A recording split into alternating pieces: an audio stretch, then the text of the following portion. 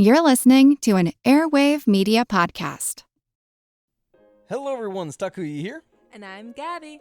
And we are the hosts of History of Everything, a podcast which you can probably guess by the name is, well, it's about everything. Do you want to know why people thought potatoes were evil and would give you syphilis? Are you curious about all the stories of the terrible and stupid ways that people have kicked the bucket over the years?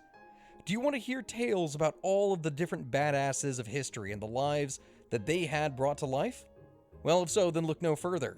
History of Everything is just the right podcast for you. It's available on Spotify, Pandora, and anywhere else that you get your podcast from. Join us for some fun and just see how weird and wacky history can be. Hi, this is Katie. And this is Nathan. And you're listening to Queen's Podcast, the show about women in history.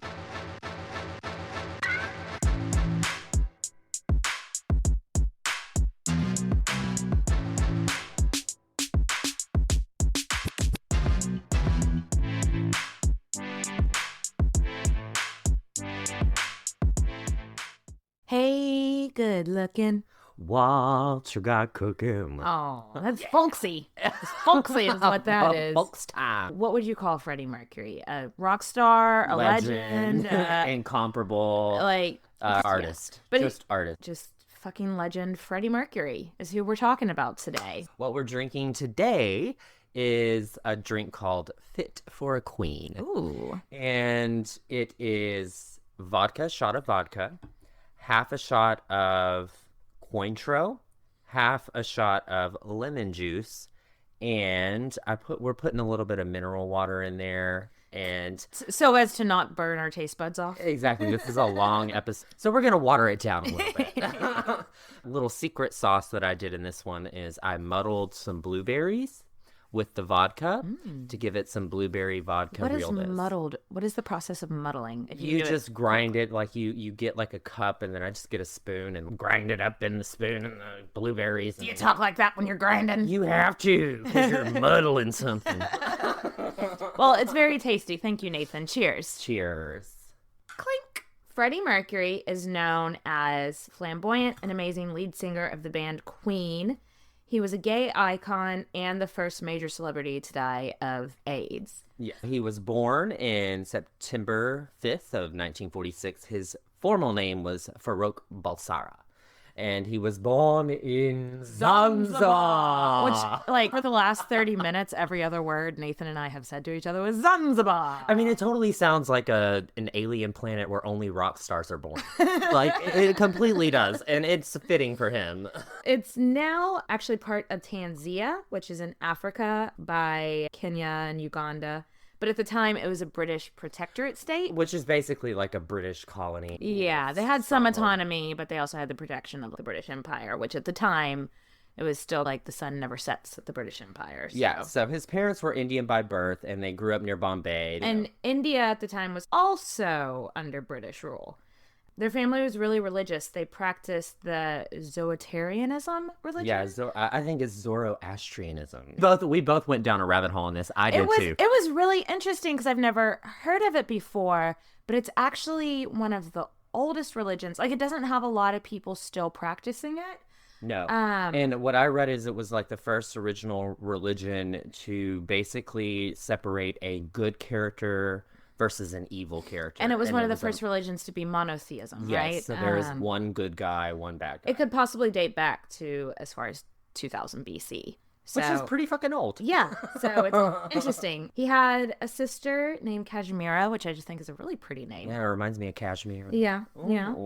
His father had a really good job, and they were living in a big house with servants, and... They worked for the government, is what I read. Yes, the Balsaras were doing just fine. Freddie, as a kid, he was just a little ball of joy, happy little kid, and had a great little childhood. It was probably no surprise that Freddie always loved music. He started piano lessons at around age 7. And it was his aunt that was like, look, this kid has got some talent. Yeah, this isn't normal how quick he's picking up on this. Yeah, you need to get him into some piano lessons. And unsurprisingly, he was pretty rambunctious, always likes to be the center of attention. Center of attention. Yeah. Who would guess? Right? Anybody who's seen the Live Aid concert knows that he's the center of attention. So whenever he was 8 years old, he was sent to an English boarding school in Bombay. So the school's name was St. Peter's. I also read a story about his art teacher that he would go around the playground and call people darling, and it was boys and girls. This doesn't surprise me one Yeah, he'd bit. be like, "Hey, darling," Hey, and she'd be like, darling. "You can't say that. You don't say that to everybody that you meet." And he's like, kind of okay, darling. Exactly. I loved it. Freddie once said in an interview later, I was at boarding school for 9 years, so I didn't see my parents that often. That background helped me a lot because it taught me to fend for myself. And in the future, he would spend so much time on the road, which you hear a lot of musicians and just people that spend a lot of time on the road talk about being lonely. So I think it just prepared him on how to make friends in uncomfortable situations. Yes. And I think it was good for him. Yeah, so the school that he went to would have taught the regular students back in the 1950s what they would have learned at that time. Yeah. But his So music, math and history and also it was a Christian school. yeah, Which I found interesting since they weren't Christians, but it must have just been like, what's the best school we can send him yeah. to? I mean, they worked for the British government, Yeah. so they wanted to send him to the tippity top schools. Yeah, and but even in school, his music teachers like realized, oh my gosh, this kid is full of talent. That's just when oozing they talent. realized that he could play by ear. He could play piano by ear. Like he'd hear something on the radio. Very difficult to do. No, I'm sure. I couldn't do it. So Freddie didn't just do music; he was actually good at sports, soccer in He particular. did boxing. He acted in plays. At age 12, he was voted best all-around student. And please look at the photo if you have the Please chance. Google the picture. Well, maybe we can put it up on Instagram later. He's adorable. It's 12-year-old Freddie sitting in front of his big trophy he got for being best all-around student with his little buck teeth and his little boarding school costume. I and just his, want to take him home. he just looks so pleased with himself. And be like, you did such a good job. Thank you. So what we're getting at is that he had a really good education, super smart, super popular. That's Good- where we're going. Really good start to Yeah. life. Yeah. So in boarding school, Freddie formed his first band called the Hectics. And they started their rehearsals in the school theater, which is just like, be still my heart. Such a little cute kid. They played at like every school function, dances, parties, birthday parties, whatever. And Freddie was like really into Western culture. Yeah, he wanted to and- play the Beatles. He wanted to play Elvis. Mm-hmm. He wasn't interested so much in his Indian heritage, which I think we'll see a lot later. Also, this Yeah, time he we started will. going by Freddie instead of Farouk. So his music teacher even thought, oh, this music is kind of noise and it's louder than what I'm used to, but realized, wow, he's really catchy. Like Yeah. his lyrics were really catchy and the way that he performed was really catchy. And I'm sure even as a kid, he was charismatic. Yeah. Even though I doubt he was at these concerts in the 8th grade prancing around in leotards or anything like that. Maybe. I don't know. I have not seen the pictures from the school dances that he played. But the band, the Hectics, eventually just kind of broke up, disbanded after 'Cause they were school, children. and, yeah, and they're kids. But Freddie, got his dipped his toe into the He pool. caught the bug. He dipped his toe into the pool of performance. So Freddie moves back to Zanzibar with Zanzibar! with his family in 1963. He's 16. There was like this huge crisis in Zanzibar. I think it was like a revolt. It was a revolution because the British Empire left Zanzibar, Tanzania altogether. Whenever that happened, I guess there was a lot of people, Arabic and Indian people living there, who had the jobs like Freddie's dad had, and who were running the government. And as soon as the British Empire pulled out, the Africans were like, oh no, we're done being your servants. We're done being your We're maids. taking over We're now." taking our land back.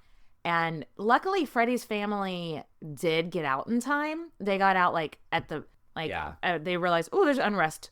Let's GTFO. Let's jet out here. And not everybody was so lucky. It's a really fucking scary time for your family. Yeah. So Freddie's family ended up moving to London as a result of all this. England altogether was way more expensive than Zanzibar, so they had been living in a mansion with servants, and now they're living in like a 2-bedroom house. Yeah. And it was still a nice middle class house, but Yeah, they're not poor. yeah. And also London in the 60s. Perfect place to be. Oh my God, there was so much Perfect. going on in the music scene. And he was like, if I'm going to make something at this time, you can too. Let's go to London. Let's live Yes. our best life. Yeah. And so Freddie enrolls in school, which we would say college. Yeah. He first had to like go like basically what we would call like a community college Mm-hmm. for a couple of years and get some credits.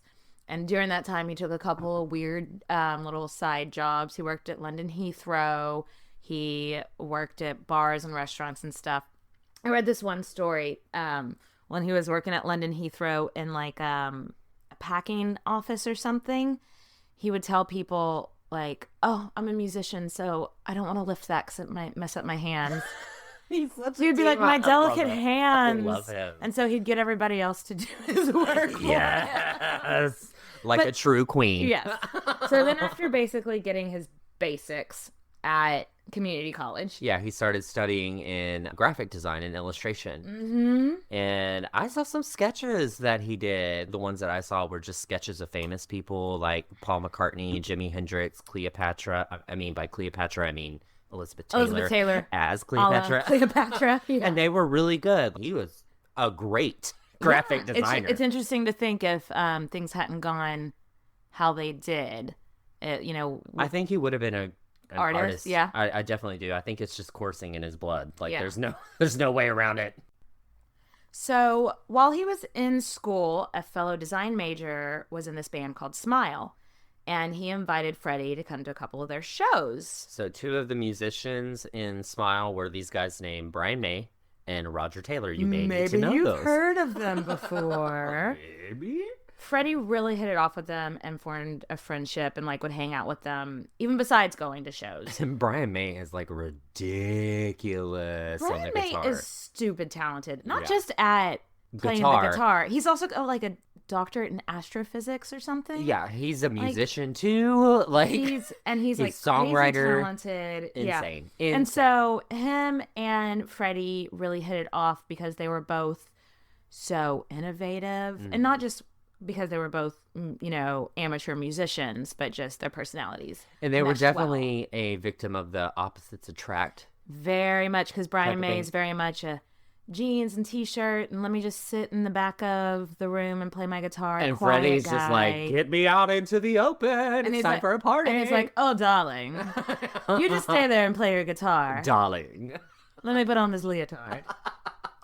But Smile didn't really need a singer or a piano player at the time, so he just kind of showed up at their shows and hung out, was watched them, and was friends. like, "Well, they're pretty good." He did dabble with other bands and collaborate here and there, but none of them really took off and were that serious. So, a funny story.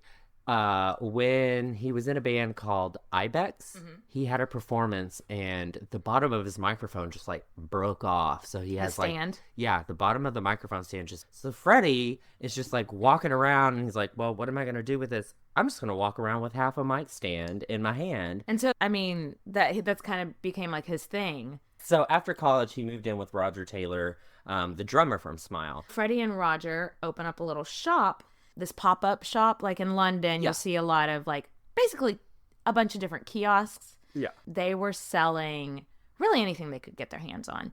They were selling Freddie's original art, which, you know what, if somebody saved one of Freddie's original drawings, Oh, I think they took some of those sketches that I was talking about earlier. Obviously, they I wonder saved how them. much those are worth Oh. now. Millions, probably. Yeah.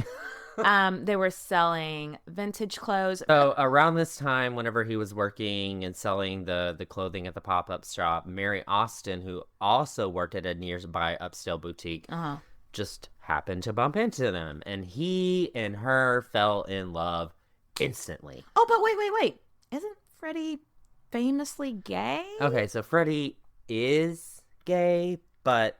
He's a gay icon, but I think today he would be considered pansexual. So, yeah, I can agree with that. I think that he, at that time, it was, when you're born in the 1940s, Yeah. being gay is punishable by crime in Oh, yeah. Britain. I mean, I think it quit being a crime in 65, 66 in So the you UK. don't come out and admit that you're gay. It's And, not something that you... and we'll circle back and Yeah, talk we about will. his sexuality more in depth later. But regardless, him and this woman, Mary Austin, They loved each other. fell in love, and maybe she'll be important for the rest of his life. I don't know. I don't know. So in 1970, Freddie got his little shop, a girlfriend, playing gigs here and there, having a good time. And then Smile Singer just happened to drop out. And Brian May and Roger Taylor asked Freddie, hey, man, you want to join? And Freddie was like, oh my God, yes! I've been sitting around waiting for you to ask me for 2 fucking years. Yes, I want to join your band. Oh my God, duh. Direct quote.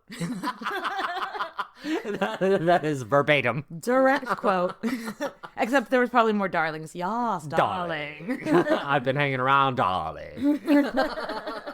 So he's like, okay, I am finally the fucking frontman. I am finally the lead singer of this band. Me, Freddie Bulsara. And he's like, wait. That doesn't have a ring to it. It doesn't. Bulsara, nope. Needs something more epic. Let me think of the periodic table. Freddie Iron? No. Freddie Potassium? No. Freddie Mercury. Oh my God, when? Where were we? His relationship with Mary was, really hitting it off at that time. So they moved in together. He brings her home to meet his family. And if he's ever had any other girlfriends of note, like... They didn't know about It's it. very No. possible that this is the first and only girl he's ever brought home to meet his family. And they love her. I mean, what's not to like? She is... And she was pretty. She was kind. Her parents were both deaf. So she, like... That kind of That's like almost... deep. Yeah, That's that deep. kind of almost makes you automatically have, like, a nurturing quality about you, which... And also appreciation for sound Yeah. and music. Yeah. So, yeah, they were, like... The Bulsuras met her and they were like, marry her now. Yeah. Put Please a and thank fucking you. ring on it. And then he's like, hey, Mom and Dad, by the way, I dropped the Bulsara last name and I'm going by Mercury now. And they're just like, ah, What? Farouk. Qu'est-ce que c'est? Pourquoi? So the band have this new flamboyant singer. Who He was just- very camp that from- means I love him. from the get-go. And Mary wasn't stupid. I think from the beginning, she probably had Suspicions. suspicions. I but mean, I honestly think if you took me and put me back in that time era, I probably would have, like, had a girlfriend, a serious girlfriend, and because it's just a time period type of like thing. in high school when you had that girlfriend that went to the other high school. Yeah. Katie, shut the fuck up. She was not real. So, back on track. So their band's they're getting more gigs because you've got this crazy, stupid, talented guitar player. You've got this over the top, flamboyant singer who has a 5-octave range Okay, voice. it's 4. 4. So I read it and it's 4, which, okay. The average singer has 3. 3. And if you're to look at a piano, an entire piano almost has like 6 octaves, like it's close to that. So he could sing the majority of the piano. Like that's a big deal. Like a 4-octave range, that is insane. That is insane. Insane. So, they're getting gigs, and then their bassist drops out. So in 1971, they find a new bassist, this guy named John Deacon, May be important. and now Queen has formed. Except they weren't called Queen. They weren't called Queen yet, but all the members are in place. So let's talk about the members. So Brian May is, like we said earlier, incredible guitar player, incredible songwriter. And he also sang. Brian May is actually a pretty good singer, just when you got Freddie Mercury in the band. So then the other one, the drummer. Roger Taylor. Y'all, Google young Roger Taylor right now and tell... I'm sorry. All our female listeners, I'm sorry. He's prettier than you. He's prettier than me. He is the prettiest girl in the world, except he is a boy. Panties drop. So he's a drummer. He can also sing, and he also writes songs. And as I stated, very, very, very, very pretty. So like we also mentioned a little bit earlier, John Deacon, the bassist, he's the quiet one of the band. He's like the Chris of NSYNC. John Deacon was a very talented bassist, and he was quieter, but he wrote songs as well. So they're in a new band, and they're like, man, we need a new name. What's our name going to be? And Freddie suggests Queen. And they're like, wait, whoa. Freddie, don't you think that's going to draw some attention to you being a little in the hoo-ha? Like, What he means by that is gay.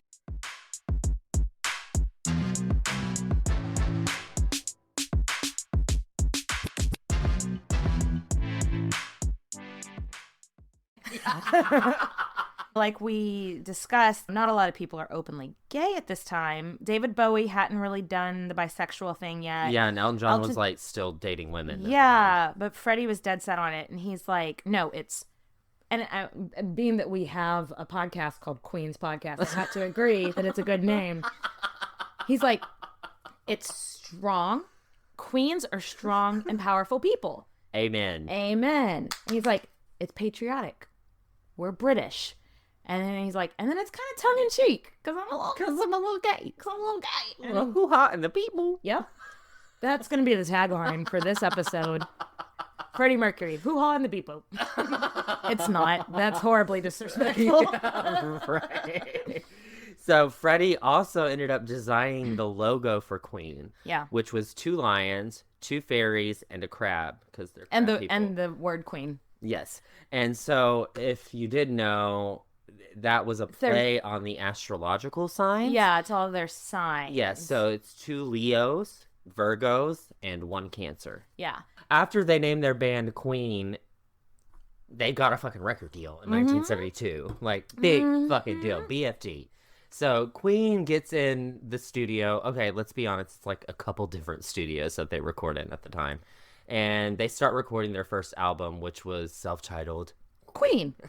I mean, it's powerful. So while the album was, pretty well received by the critics, it didn't really take off on the charts. It wasn't like a #1 selling thing. But they're like, okay, well, let's get the name out there. Let's start touring. It's time to make some money, honey. So in 1973, they go on tour opening for Mott the Hoople. Just a UK tour. It was just a UK, but it was 31 shows in 2 months, which sounds exhausting. Right, get me to the bed. They also got to go on Top of the Pops because David Bowie dropped out. Thanks, David. Thank you, David. So they did this song called Seven Seas a Rye, which I think is kind of a deep... It's not it's not a Queen song you're going to hear on the radio all the time. I think it is on their Greatest Hits album. Yeah, it is. It's not one that just a casual Queen fan probably knows. Freddie says when he goes back and looks at it, he was just like, oh, we were trying so hard. He's such a diva. I know. He was like, what was I doing? We were trying. But they were nobodies. Tops of the Pop was a really popular show at the time. But obviously, he didn't do that bad because... fucking famous. Yeah. So they ended up back in around Christmas time. They moved back, and Freddie and Mary moved into a big flat, one that they were sharing. They weren't sharing with 4 other people because before they had been sharing a house with Roger Taylor and one other guy. La Vie Boheme. And Freddie proposes to her with an emerald engagement ring, which I love. I have an aquamarine engagement ring. I like the non-traditional. Like the not the diamond and in his extra fashion, the way that he proposed it, he gave her like this big box. And so she opens it up and there's a smaller box in it. And then she opens that up and down like He's Russian doll style. Queen. Yes, until it gets to a ring box. And he proposed and she said yes. And yeah. It's a very sweet moment for them. Very extra. Very extra. So, next album? Next tour. Let's go. He's popping out albums. Yeah. Year after year, like every year, there is a new album. So their second album was called Queen 2. Which wasn't really received very well. So then they had another album put out that same year. So this album was called Sheer Heart Attack, and it was released in 1974. So that's a lot, guys. These guys are busting their asses. Also, do yourself a favor real quick and Google the cover of this album, because does it not look like they just got done with an orgy? Yeah, like they just snorted a bunch of cocaine and like, hey, let's touch each other and sexy. Make it a good Saturday night. Katie and Nathan are sidetracked. So the most famous song from this album is Killer Queen. That has to be like one of my top favorite songs. Oh, me too. I love it. Like, I'm gonna say that about every song. I know. I mean, but that is definitely like in the top 3. And this song, well, you were not alone because this song hit #2 on the UK charts. Woo-woo. So it was like their first big hit. Rightfully fucking so. And they were on Top of the Pops again, which you can find this episode of Top of the Pops much easier and much better quality on YouTube. YouTube. It is such a quintessential Freddie performance. He's got a fur coat on. Oh my God. He's got the eyeliner. Yes. He's got the hand motions down. And it is 100% about a hot dollar hoe. 100%. I did see this one documentary with an old music promoter who swears Freddie told him the song was about him. But don't buy it for a second. No. No, It's about a high dollar hoe. This is, yeah, no. Oh, God, I love that song. I know. I It think- has to be in my I top think 3. in our Marie Antoinette episode, there was a couple of times where I was like, just like Marie Antoinette, like this song. Anyway, so another tour. They went to UK, Germany, Japan, and the US, about 80 shows in a year. That was his first time to go to Japan. They had a huge following in Japan. Yeah. And he actually kind of fell in love with the culture there. Mary ended up quitting her job at the time so she she could go spend some time with him. Yeah, so she would tour with them when she could, and then like go back, and basically she started being like his manager. Not manager, but they'd have fan mail coming in, so she'd answer the fan mail and like make sure the bills were paid on time and stuff like that. She's definitely like their manager / His beard. PR. Yeah, beard. Yeah. Totally Because like his beard. people were always like, is that guy gay? And they'd be She's like, like, no, there's his fiance, and so If it's you like, like it, you put a ring on it. so like she really did act as people going, oh, well then, okay, that just must be a stage act, him acting so gay because there's his beautiful female fiance. Oh, there's his wife. Yeah. Though sadly, when she wasn't around, it's almost certain that Freddie was like fucking some guys, Obviously. like some roadies and stuff. And Mary had obviously heard of these rumors She's not and stupid. knew about what. She's not stupid. She knew he wasn't being a saint when she wasn't around. Yeah. You know? So at this time, they're recording a whole lot. They're recording at like 6 different studios, having a crazy time trying to get all this thing together. So they end up recording what we know now of Bohemian Rhapsody. We're not going to go into great detail about Bohemian This Rhapsody. is another hour. You could talk an hour about There Bohemian are hour-long documentaries on YouTube just dedicated to Bohemian Rhapsody and what it means. Let's just do our quick little recap. Freddie gets this song in his head, and he doesn't know what it is yet, but he's obsessed with it. He creates a headboard for his bed that's a piano so that he can wake up in the middle of the night.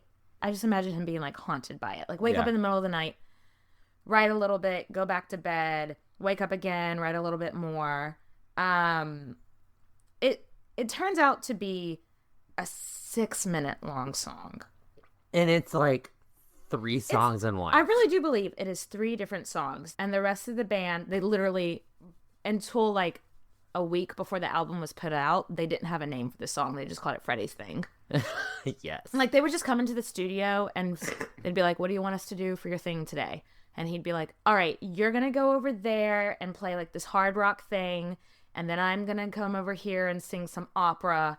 And like, it was all recorded out of order. So nobody knew what the fuck was going on in his head. And they're recording a whole other album around him just coming in one day and being like, La, la, la. we're scrapping that opera part from yesterday and putting this new opera part in. And they're just like, okay, Freddie, whatever. And everybody's like, yeah, this is It's like, so long as we're still getting all the other songs recorded, fine. just let him do his thing. Just fine.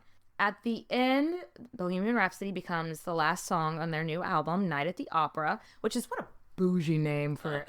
What I love about Queen is in the midst of everybody trying to be hard rock, they can hard rock, but they can also call their album Night at the Opera. Yeah, they gave it a soft, Darling. a softer It's name. a bougie darling. name. is Oh, what it is. darling. And the band was dead set on Bohemian Rhapsody being the first single song to come off the album. And everyone's like, nope, not. They thought it was crazy. It was crap. It was not going to last. It's Elton 6 minutes. John. Elton John said that it was like, please don't. Elton release John this. called Freddie and said, if you release this as a single, you're going to be the laughing stock of the music industry. And it is probably the only time I will ever say this. I'm glad he didn't listen to Elton John. Katie, that's a bombshell. I love it. The whole band was just like, No, we're not going to Freddie listen had a to them. vision, and this is different, and no one else is doing something like this, so this needs to be the fucking single. Good, because it was a fucking hit. It was, I mean, it still is a huge hit. I read that there was like a specific DJ that would play that song every single day. Freddie made friends with like a local DJ who was also closeted gay. Yeah, and was like, oh my gosh, play this song. And it was getting some traction. It was getting some interest. And then the band was like, we want to make a video. And back then, you know, that MTV wasn't the thing. Yeah. People made promotional music videos, yeah. but they were like usually just videos of the band playing. It's not videos like we know today. And the average video back then, music video, cost about $500. And so when Freddie went to their record label and was like, we want $5,000, they were like, you meant 500, right? Right. He's like, no, I meant 5,000. And are you sure? And they were just like, absolutely not. Yeah, no thank you. And he was like, look, if you don't see a return on your investment, I will personally pay you back. And the record company's like, okay, it's all on you, Freddie. It's all on you. You got this. We would not have music videos, as you know. If there was no Bohemian Rhapsody video, there would have been no Thriller video. No MTV. There would have been no MTV. No MTV. There wouldn't have been the concept for it. Thanks, Fred. Bohemian Rhapsody blows up. The video blows up. Boom. They go to #1 in the UK.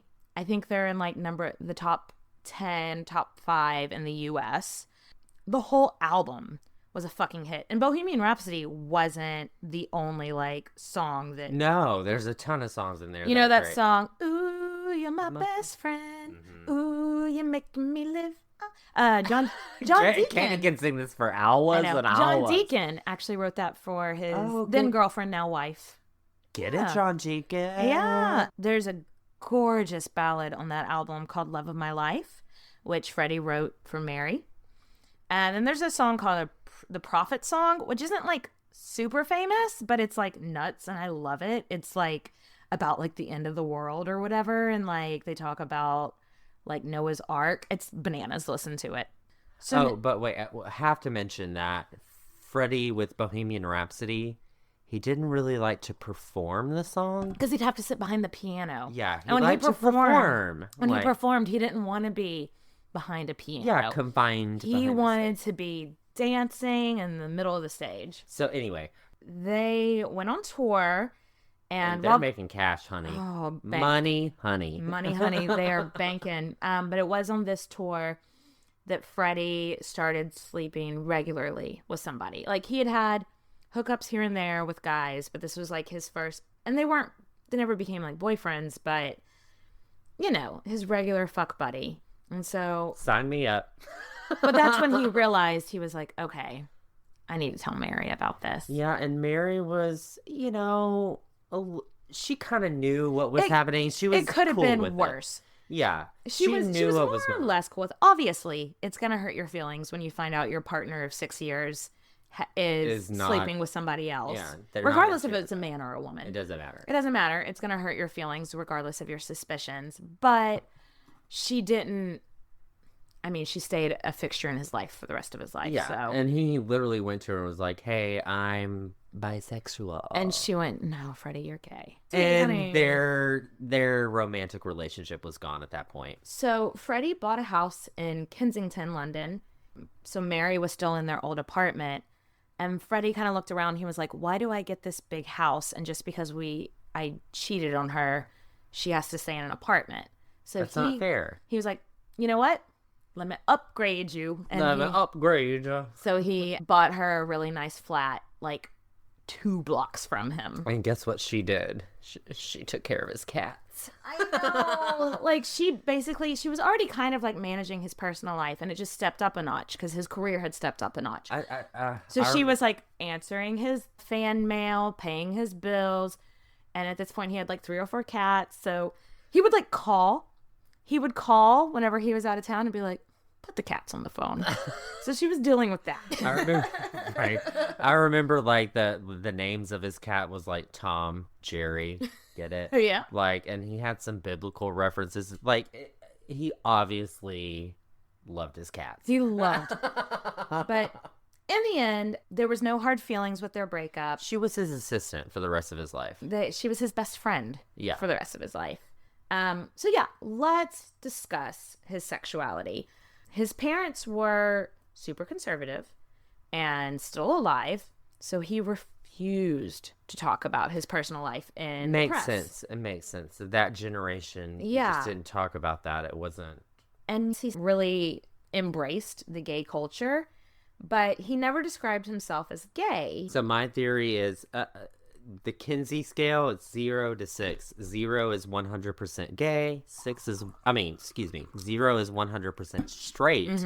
6 is 100% gay.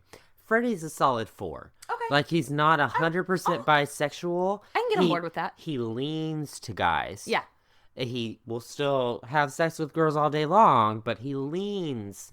There's to the another podcast I listen to. He leans to the peen. I can't remember it right now. So there's this podcast with this woman who's like a psychic. I remember you telling me about this. And she has an episode saying that she communicated with Freddie from beyond. And she does an interview with him from beyond. I don't know how much salt you can put into this, but I found it really interesting that she said that he would be like, when we were on the road, you could never get a good home-cooked meal, so I would always go home with ladies so they'd cook me a meal in the morning. And I'd be like, hey, you got to sleep with Freddie Mercury? I got some good scrambled eggs the next day. And you know he was sitting at the table going, darling, this is Darling, a fabulous darling, it's a fabulous meal. Anyway. So Freddie was known for being over the top, absolutely daring, like just went with it. But at parties, it was different. If he didn't know anybody at a party, he would kind of sit in the corner, assess the situation, see if any of his friends were showing up, not necessarily be the center of attention. But if it was a party with all people he knew, he was out loud and proud. Then he was always center stage, being like, look at me, let me tell the story. Anyway, back to the music. They're huge stars. They are huge at this time. They're huge. Over the next 3 years, they put out 3 albums and do 3 major tours, which again, sounds exhausting. So the songs from those 3 albums that they put out in 3 years, the bangers that you know, are Somebody to Love, which was influenced by Aretha Franklin, and thank you. Yes. Great song. Yeah, so Freddie saw Aretha do gospel music, and he was like, I want to write a gospel song. And it's like he just had an epiphany.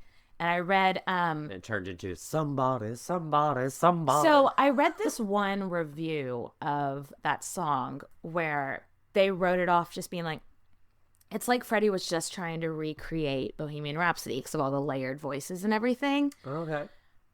I mean, fine. No. I mean, no, but even if he was just trying to recreate Bohemian Rhapsody, still genius. It's still an amazing song. I mean, the opening, like that a cappella, and it does feel very gospel-y. Oh, it's gorgeous. And he also created another 2 songs that you may or may not have heard of. We Will Rock You and We Are the Champions. Oh, maybe I've heard him before. Actually, I think Brian May was probably more instrumental in writing the songs. But still, he wrote for Freddie to sing. He knew, he was like, I mean, if there's any voice to be like an anthem, it's his. It's Freddie. Yeah. And the other songs that he wrote was Fat Bottom Girls, You Make the Rockin' World Go Round. And Bicycle. I like to ride my bicycle. I want to ride my bike. And also during this time, they put out the song Don't Stop Me Now. Fun fact, Don't Stop Me Now is scientifically the most upbeat song ever. Yeah, a real neuroscientist did a study in 2013 to determine the song that made the most people happy. They tested heart rate, they tested brain frequencies, everything. And the song, out of all the songs they tested across the board, Queen's Don't Stop Me Now made the people the happiest. Don't stop me now. It's on my running mix. Having a good time. I'm having a good time. Yeah. No, it's a fantastic fucking song. But by this last tour in 1978, they were getting a little tired, and it kind of showed. I mean, if you've been touring for the last year. No, they what has it been, like 6 years since they've had a break? Yes, Katie. Of course they were starting to show that they were tired. Can you blame them? So Queen and popular culture at this time, by the very late 70s and early 80s, they were starting to be viewed as a band on the decline. Punk was picking up. Yeah. And they were a little too campy for punk. They were a little too bougie for punk. Yeah, they were. Freddie did not mind one bit that he was viewed as pretentious. No. At all. I mean, it was like around this time, Freddie was like prancing around in leotards, and he did a performance with the London Ballet Company. Like the fucking Royal Ballet Company. Yeah. And he's in his tights and he's singing, and Google the pictures. It is the gayest thing. Yeah, it totally is, and I love it. I love it. And he Oh told an interview, he was like, I'm trying to bring ballet to the masses, darling. Yes, darling. And of course, like the Sex Pistols are over there being like, oh, what the hell are you talking There's about? a really funny story. So Freddie did not care for punk rock one bit, which I'm not surprised. there's no melody. There's no. It's too grungy. There's a few punk bands I like, so I can't say. Yeah, but, I like punk But too. for Freddie, not so much. Not his jam. Freddie didn't mind being pretentious, but But at this time, this is whenever he really like changed his image. yeah. So they had an album that came out, and they had a few photos in the album, and he ditched because up until now he'd been wearing the leotards, long hair, dramatic, and that's all very 70s. But we're moving into the 80s at this point, and Freddie was like heavily influenced by the 80s culture. The gay culture, specifically the American gay culture. Yes, and so he donned on the Short hair, tight jeans, mustache. Yes, and so like tank top. think middle class American man, working guy sort of image, The look was called the clone. and that's from the cop gay character from the Village People. Yeah, how he had the mustache and wore the tight pants and everything. His name is Glenn Hughes, so that's where it's directly drawn from. But it's like the mustache with like the short, tight pants with the little tank top, like. And also the mustache covered his buck teeth, so he did a lot more smiling, showing his teeth then. It also hid his killer cheekbones. I know, that is such a It's a distraction. Nathan and I had a debate before we recorded about which look was better, his 70s or his 80s look. And the 80s look is so much more iconic with the mustache and the tight jeans and everything. Very Freddie. But oh my God, the 70s with his long hair, those cheekbones. They could cut steel. Those cheekbones. Yes. Anyway. So in 1980, they put out another album called The Game, which is one I grew up with. So I do love it, though it wasn't one of the more commercially successful ones. And you may know The Game from the hit single, Another One Bites the Dust. Bum, bum, bum. Another one bites the dust. You might not know this, or you might. I don't know your life. Another One Bites the Dust was a huge crossover hit with the fairly new hip-hop scene. Oh, yeah. Like, hip-hop was really new at this point. It's got a good beat. Yeah. It's got a really good It was beat a to really dance bit to. like it was being played at hip hop clubs and stuff and being mixed It's with a good, different like, crossover from like rock to R&B type of thing. Exactly. And, I mean, they were still on the decline at this point, and the Washington Post actually wrote about them. They're not nice. This was supposed to be the Queen comeback, but no such luck. Ouch. It's a good album. I mean, Another One Bites the Dust is the only one that everybody knows, but it's still a really good album. Newsflash, the Washington Post doesn't always get it right. And also, since when is the Washington Post like your go-to music? experts. Yeah, like, come on, bitch.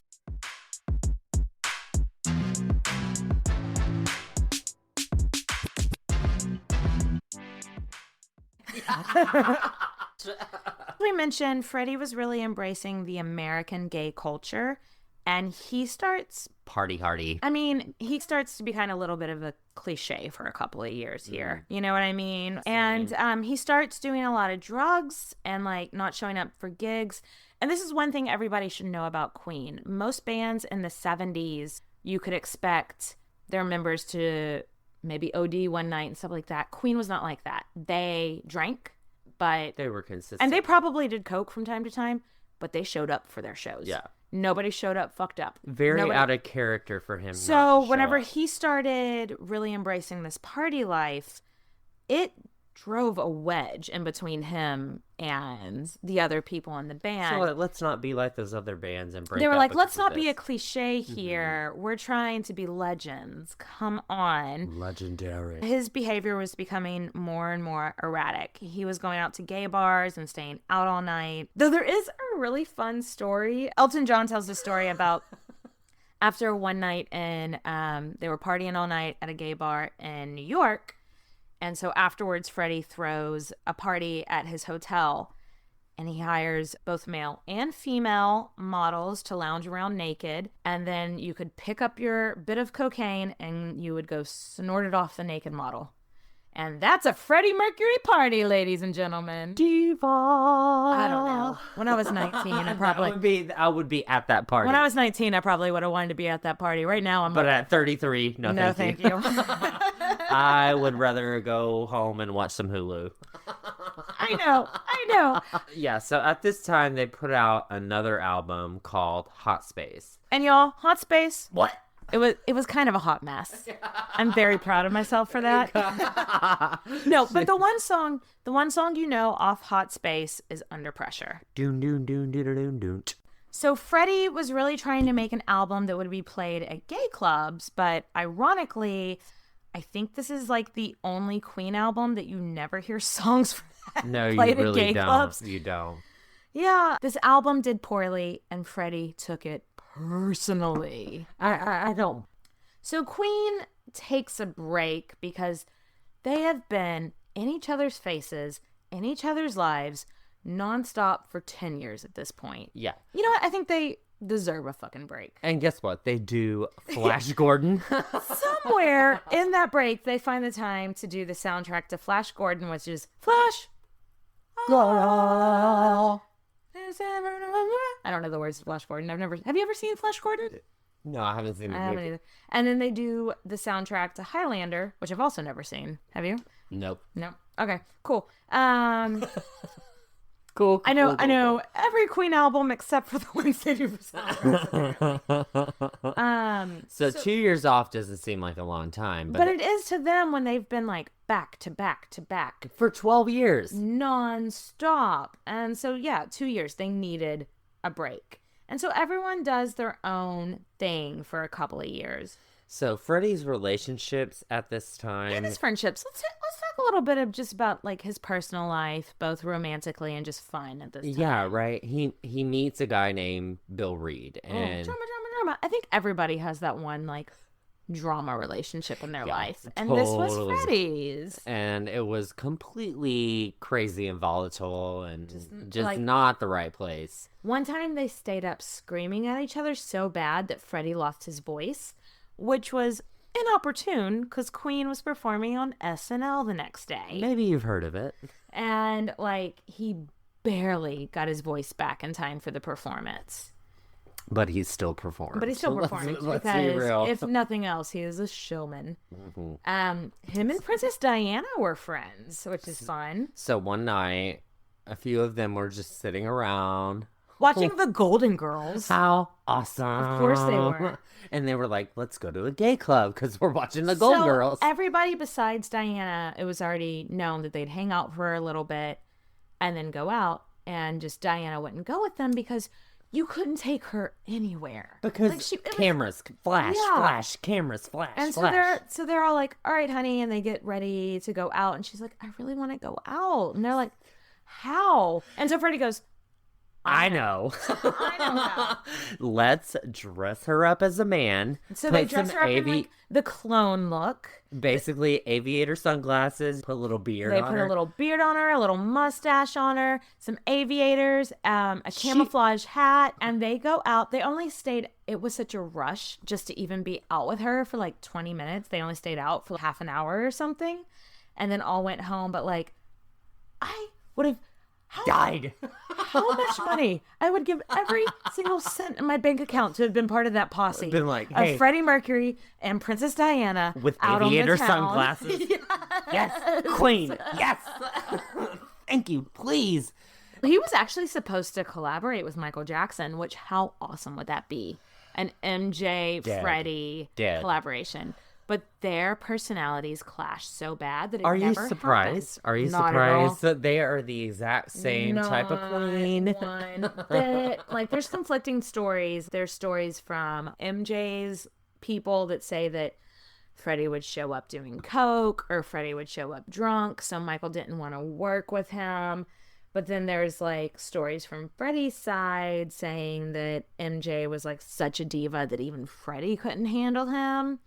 Both are equally plausible. Absolutely. They are equally acceptable. Oh, and we can't talk about his relationships without talking about his relationships with his cats, which we've already touched on a little bit. Sorry, you liked a little bit of pussy. No. No, he didn't. We mean actual cats. Cats. He had so many cats. He loved them. Yeah, I remember like reading all the names of them. Yeah. Great. Beautiful. And then in 1985, he's right after Live Aid, he started his only other serious relationship besides Mary with a man named Jim Hutton, who is a hairdresser from London. They were together for about 6 years. Yeah, they really hit it off. I think the two were like peas and carrots, Jenny. Yeah. Take their 2 years off. They're back in the studio in 1982. The album was called The Works. It was fine. It got mostly fine reviews. Ish. Its big hits were Radio Gaga and I Want to Break Free. So Radio Gaga Is where Lady Gaga gets her name. Yes. So what I Queen read... is so influential. Right. Oh my God, you're so right. It's a really interesting song, and it was a big hit for them when they hadn't had a big hit in a while. And it was just sort of like speaking to the generation about what radio and pop music meant to them or whatever. Mm-hmm. And then I Want to Break Free was a great song, but it was infamous in the U.S. because it got banned from MTV because all the members of Queen were in drag for it. And it was so funny. What I read is that it's just a bunch of music executives being like, "Oh, it's not rock star. You're not a rock star if you're dressing in drag." It's so fucking ridiculous. Yes, you are a rock star if you dress in drag. Also, and you perform. Also, look, go and look at the video. They're not taking drag seriously. No, they're not. Because Freddie has his mustache. They're camp. They're just being silly. Honestly, the only person that kind of looks like a woman in this video is Roger Taylor. Okay.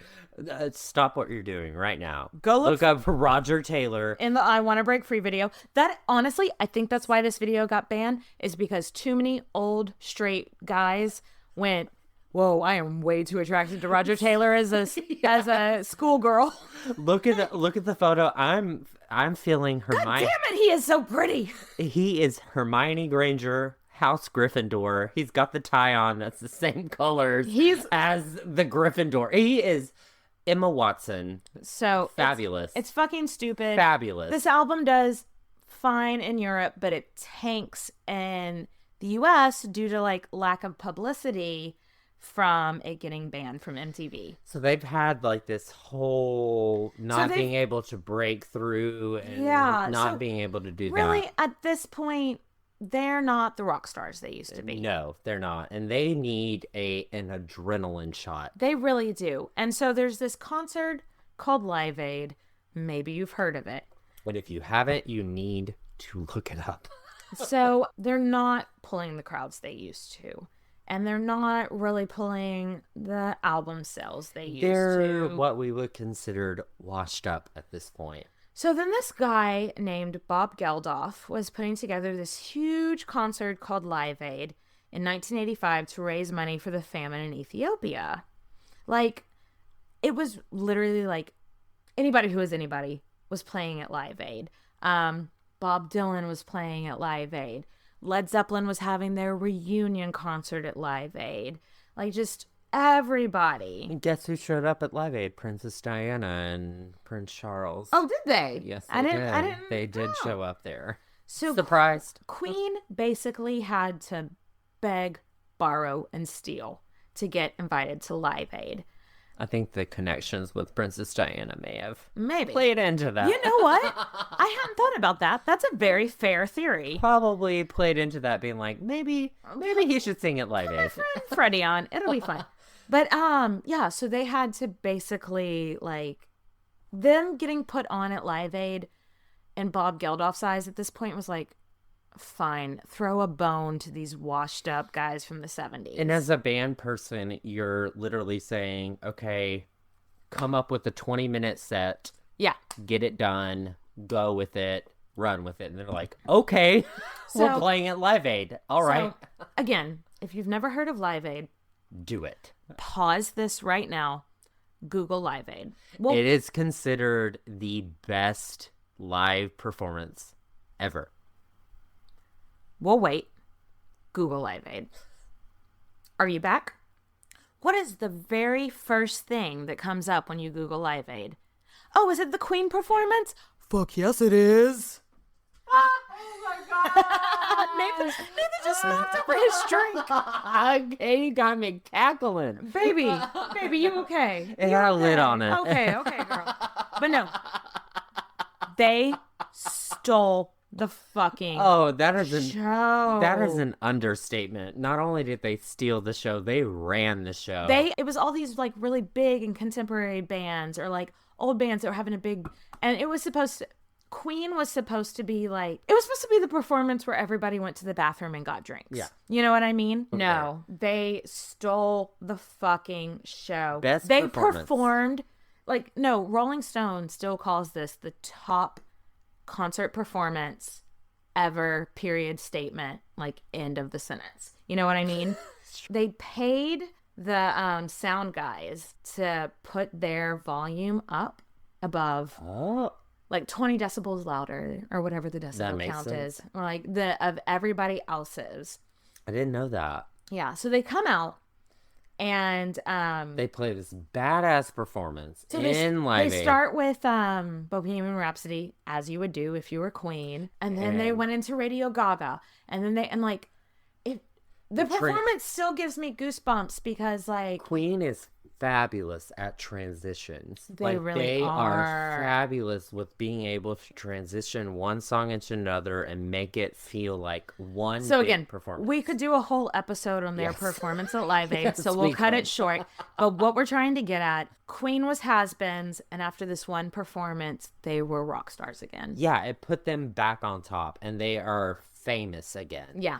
They get back into the groove of pulling out a new album every year like they used to do. They did one in 86, 89, 1991. So it's not like every year, but more like every other year. They're getting older. I mean, that's a lot of work. Well, most of them have families at this point. They're getting older, but like, yeah, they're doing great again. They're on top. So except in 1987, Freddie was diagnosed with this new disease called HIV. Okay, it's not new to us right now. But in 1987, so sad. It was at the time HIV/AIDS was a death sentence. There was no, because now we have medication. We have medication. You can live the rest of your life, or you can live another 20 years, or you can. Back then, it was they were calling it gay cancer. And it was a death sentence, and you were going to die sooner rather than later. So at the time, obviously, you're not going to step out on the street and be like, I have AIDS. Well, like, you're not going to do that. I mean, you still wouldn't do that now. That would be weird. But he was already a really private person. Yeah. So it was very much he told only the people that needed to know. So obviously, he told his partner, Tim, and Tim got tested. And he tested positive. And then he told Mary. And she didn't. She was not. If she got tested, she was negative. I don't think they had a sexual relationship. They hadn't had a sexual relationship. Well, no, Mary had a husband at this time. Yeah. So they didn't have a sexual relationship with Freddie. He told all the members of Queen because, I mean, they needed to know. They were his business partners, more or less. So what I read is that they heard rumors about it. Mm-hmm. And they were like, And he literally pulled them into a room and was like, look, you already know what I'm about to say. You know what I'm suffering from. You know what the problem is. But I don't want to talk about it anymore. I want to make music until the day I fucking die. Mic drop. bam. Of course you'd, like, what else would he want to do? Artist. And it's so beautiful that, like, his bandmates completely respected that. They were like, okay. They never talked to a single soul about it. They were imagine getting a death sentence and being like, okay, I'm cool with that. I'm going to make music till I die. Let's discuss AIDS in the 1980s, specifically in America. Tragic. We're going to, like, bring it down to a bit of a sad point. We won't spend a lot of time on this, but people didn't understand AIDS. In the early 80s, it was literally called gay plague or gay cancer. Year by year, the AIDS death toll were like doubling or tripling. In the US, in 1981, there were 200 deaths. And then in 1982, there were 800 deaths. And then in 1983, there were 2,400 deaths. Okay, let's do the math. Backtrack 3 times the deaths. And bad situation. And it's just like the president is ignoring it. We'll go into it more in the Patreon episode. But the sad thing is that the president of the United States didn't come out and actually speak about it until 1985 when Rock Hudson died. And by then, there were 5,600 people a year in the United States dying of AIDS. Ugh. Freddie did not. He was so private. Yeah, he didn't want people to know about it. And he swore everyone to up and down to... Don't tell us. Don't say a soul. I don't know if he told his family, like his parents. No, he didn't.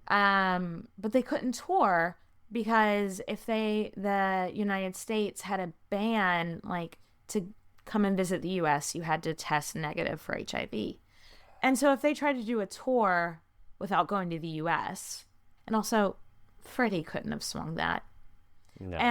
But in 1989, their album The Miracle was out, and they had toured with it without going to the U.S., and it would, definitely raise some eyebrows without doing that. Freddie has free time since they're not going on tour. And they've just put out this album, The Miracle, and he's just going to sit back and let it roll in. And then he's like, maybe what have I always wanted to do? Opera. How surprising, as so we do. He puts out an opera album, as one does. Yeah. And in Barcelona, a duet album he puts out with this famous Spanish female opera singer. I mean, he's got like a 4-octave range. Yeah. So why wouldn't you? I mean, if you're trying to keep yourself busy and out of the public eye, put out an opera album. That's pretty low-key. The press were not respecting his privacy, and they're like continuously asking questions, and it's not cool. It's not cool. I read like some really brutal questions where he was coming home from like grocery shopping. Everybody needs groceries because everybody got to eat. And they're like, Freddie, what's in the bag? Is it drugs? Is it medicine for your AIDS? What's going on? How fucking painful is that? But it wasn't just Freddie. It was like anybody in the band. Roger Taylor has this one story where like he's just trying to go out with his wife, and this reporter accosts him and is like, does Freddie have AIDS? And like he doesn't know what to say. So he was just like, no, me and Freddie went to the gym yesterday. He's doing fine. Which obviously Freddie was not going to the gym, And there were a lot of like noted things where the bandmates like lied openly. Oh yeah, but they made a promise to their friend. How could you not? Exactly. How could you not? If somebody said, I'm gonna die in a few months. Or they're like, Freddie looks so gaunt in that picture. And so Brian May's like, oh, that was just a bad angle. Get better at taking pictures. Good friends. Good friends. In 1989, Freddie wasn't ready to stop. No, he wanted to get back into the studio. He was at death's door, but he's like, look, I've got nothing else to do except write songs. I've got all these songs. That's my job in and life everyone's is to like, make music. Everyone is like, are you up to this? And he's like, it's either sit around and thinking about dying or get in the studio and make songs. And so everyone's like, cool. So he ends up traveling to Montreux, Switzerland to record his last album at the Mountain Studios. So if you have an opportunity, please look at this. Like, gorgeous. Oh my gosh, like it is picturesque, beautiful mountain town. He's recording music, living his best life. Ooh, you're making me live. So this is really sad. Yeah. So during this recording session, they recorded this song called The Show Must Go On. Please listen. And if you don't know this song, you need to go back and listen to it and know that it's the last song that Freddie ever recorded. And as a singer, it is a very difficult song to sing. It's a difficult song to sing for someone who is healthy. Yeah. Freddie had to record it line by line because it took everything out of him. Yeah, it was difficult. And he would record a line and be like, let's do it again. And at the end of the last stanza of the song, I mean, he does this line that is like, the show must go on. Obviously, I can't do it. It is. I'm so getting what teary-eyed. I'm getting what he had to do, like, they were like, Freddie, are you sure you can do this? And he took a shot and he was like, let's fucking do the thing, darling. That kills Let's me. fucking do the thing, darling. He said, You know what? darling. That's the tagline for this episode, Nathan. That's the tagline for this episode. We Pound just and fist bumped. explode. Let's fucking do the thing, darling.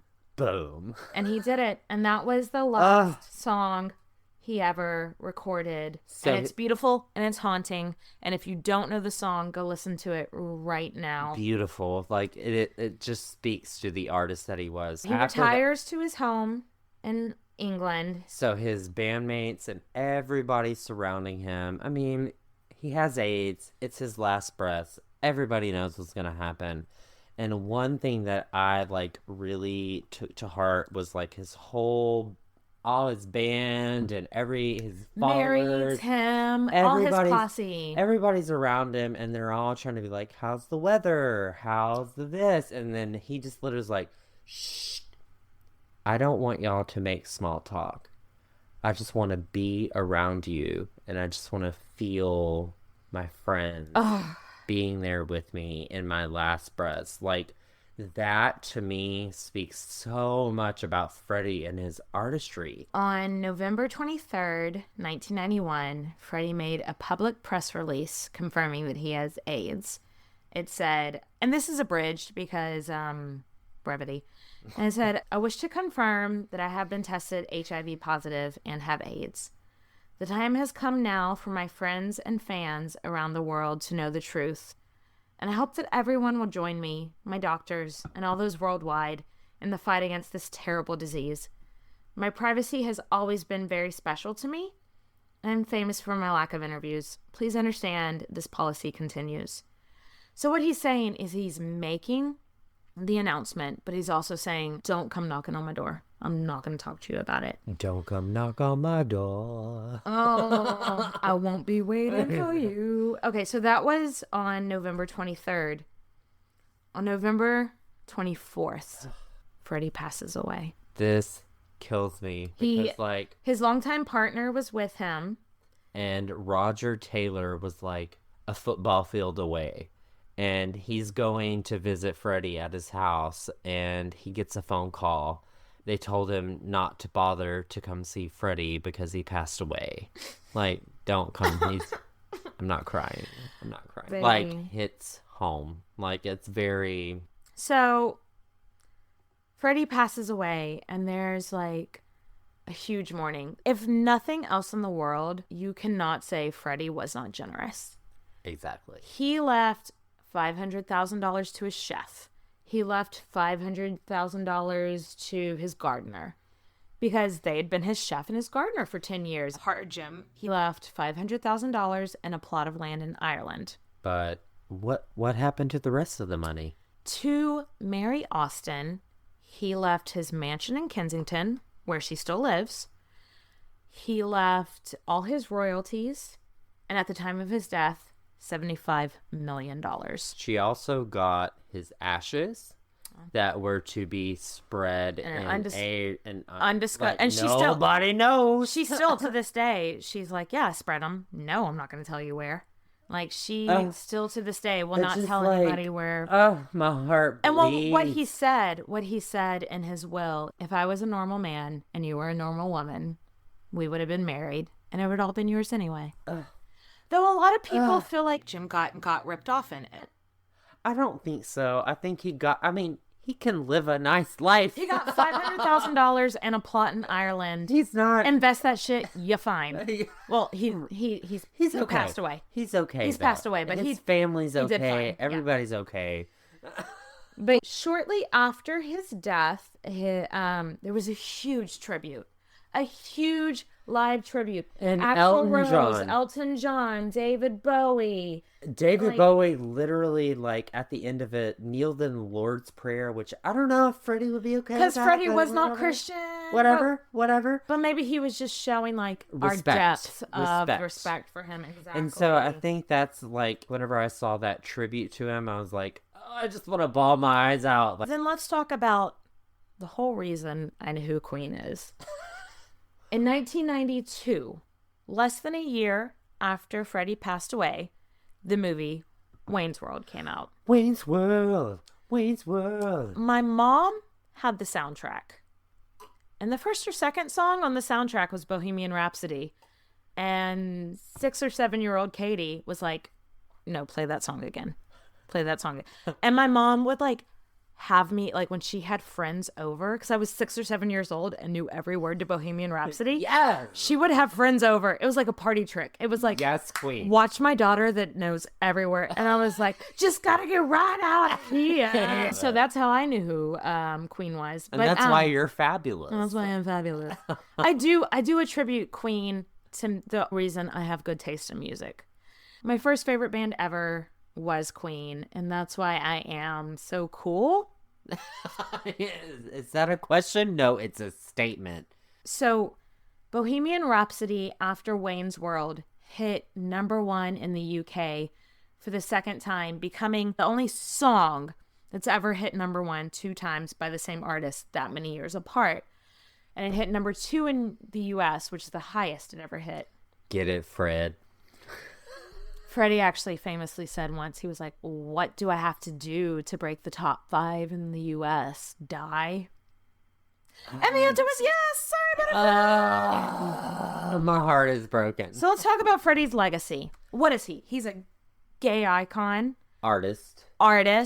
flamboyant, opera singer. People will be talking about him for centuries. I genuinely think 200 years from now, they will be talking about Freddie Mercury's influence on music, on culture, on everything. So love it. he is a legend. He is an icon.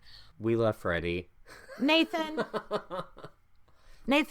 Cheers to the Queen of Cheers Queens. to the Queen of... Yes, Yes. Queen. Yeah. Love you. Thanks, guys, for listening. Cheers. Bye, girl. Clink, clink. Mwah.